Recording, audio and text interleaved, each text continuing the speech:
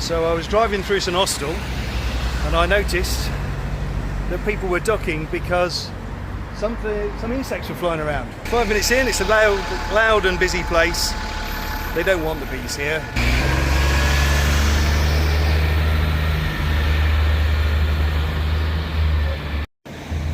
So here are most of the bees. Well, here are some of the bees.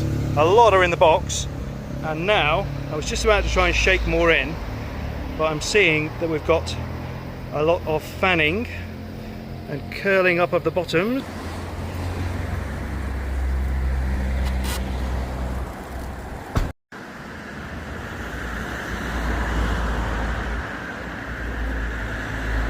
Now these bees are almost in their new home.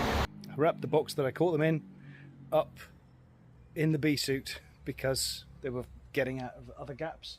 And I've just pulled the edge of the bee suit up a little bit and opened up the little hole. And the first of the bees are starting to fly around, doing some orientation flights.